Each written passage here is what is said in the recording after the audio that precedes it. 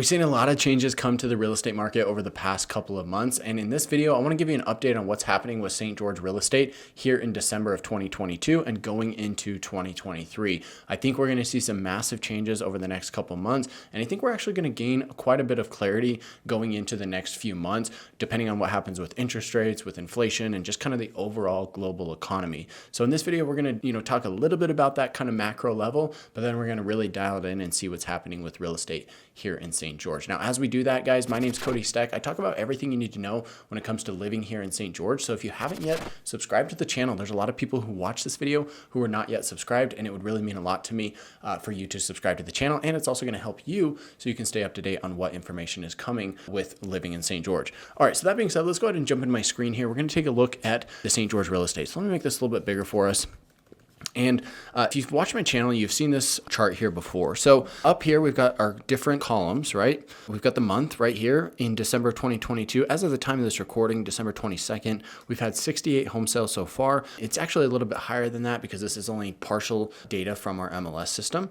But this shows you how many homes have sold, what the volume of those homes were. And then these are the most important columns right here. So we have the original listing price, we have the sold price, and then we have that ratio, right? What is the sales price to the original listing price?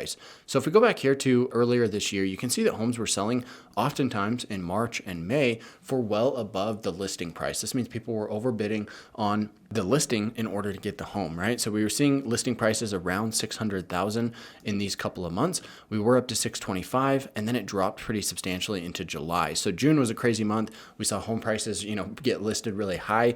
They did not sell for that. They sold for about 617, which is kind of where we topped out for this year. So June of 2022, we saw home prices top out at about 617. Now we did see them come down substantially over the past couple of months. And in July, we're at 550, 540, 500 in September, back up to 569 in October, and back here to 555.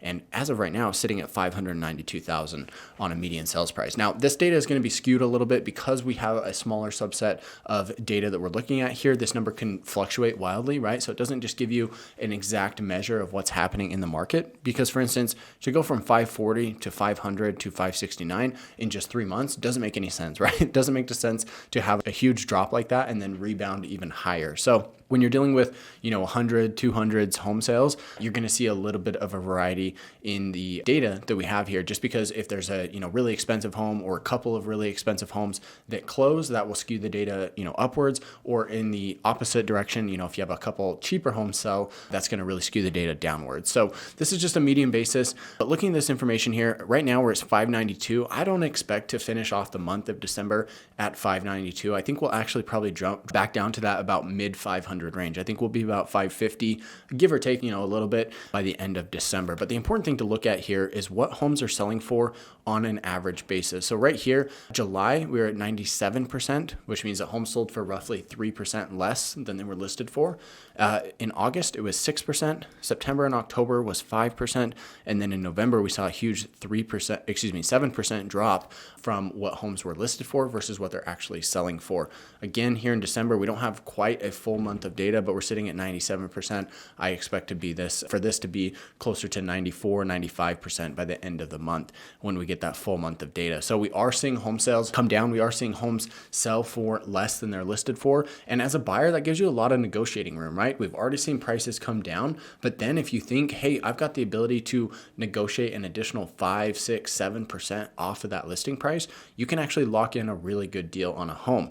You might have a home that should have been listed at, let's say, $1 million just a couple months ago. Now it's being listed at 900, and you might be able to negotiate that down to 850 or 825, right? So you're seeing these big changes in the market, and buyers have a lot of leverage on their hands in order to make good deals possible.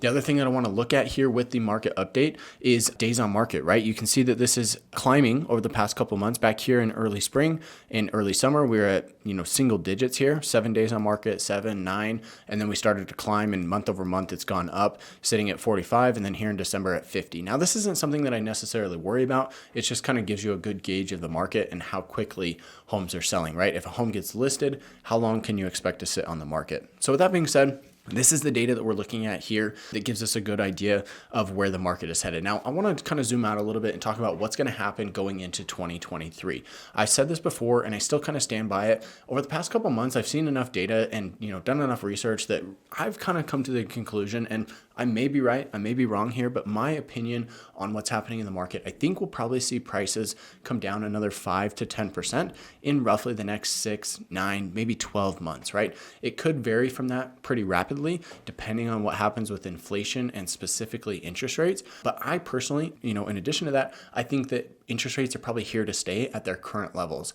I think we're going to see interest rates hover around this 6% mark for at least the next couple of months, unless we see inflation just go crazy again. I don't expect to see any jumps in interest rates. The other thing you have to keep in mind with this is that as the US potentially enters a recession into 2023, I heard a report that said 7 out of 10 economists believe that the US is going into a recession next year.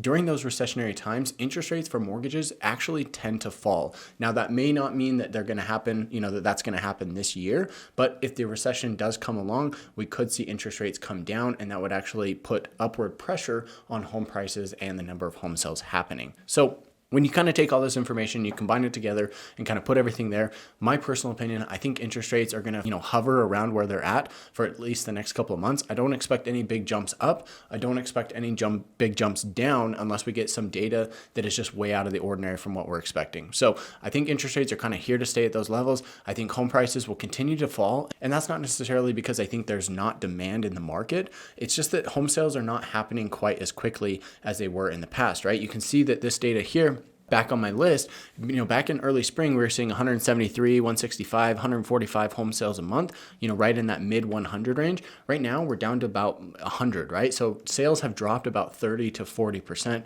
for the county overall. So with this information here, I think that we will see prices continue to come down as homes sit on the market longer. They're going to get negotiated down even further by the buyers who purchase those homes, and that will cause the overall prices to drop another 5 to 10%. Now, again, if we get big inflation data that we're not expecting, or perhaps interest rates jump up or jump down, this information could vary, but that's kind of my best guess at the time of this recording, what's going to happen. I don't know. It'd be kind of cool to come back to this video in 6 months and just see what has actually happened in the market. That's kind of my prediction right now. I think we'll see 5 to 10% over the next 6 to 12 months. If you're thinking about making a move and you want to buy or sell real estate here in St. George, I'd love to help you. My information is here on the screen. You can call, text, or email me anytime. I love helping people relocate. I've helped over 100 people relocate right here to our state in just the last year and a half, and I would love to help you do the same if it's on your radar. Now I want to cover, if you're a buyer in this market, what you should do, and if you're a seller in this market, what I think you should do. Now, this is just my opinion. Everybody's going to be in a different scenario, so this may or may not pertain to you and what you should do, but I'd say, hey, if you're a buyer in this market, you should probably go into a deal, and if it makes sense for you to purchase right now, if it just makes sense in your life, you need a home, you're moving to the area for a job or something else, it might still make sense to purchase, right? And if it does, if you can be a little bit less picky on which home you go after and negotiate on maybe 2, 3, 4 homes, you can actually pick up a really good deal. So if getting a good deal is the main important factor for you, then if you can shop around, you can negotiate a really good deal in today's market and kind of shortcut that 5 to 10% drop that we're expecting to see. Right now, if a home is listed and you can negotiate 7% off of it, you effectively just got a 7% price reduction at today's pricing rather than having to wait and pay that full price, even though it may be 7% lower in the future. So that's something to kind of keep in mind there, is that you could discount that and actually shortcut that cheaper price. Now, if you're a seller in this market, what should you do? Well, that's going to be a little bit tough, right? Because if you're in a position, again, where it just makes sense for you and your family to sell your home, then you might want to do that sooner than later. You might want to get your home on the market today and just capitalize on these higher prices rather than wait and hope that prices will come back up. I would say if you have plans to sell in the next year, I would try to make it happen sooner than later.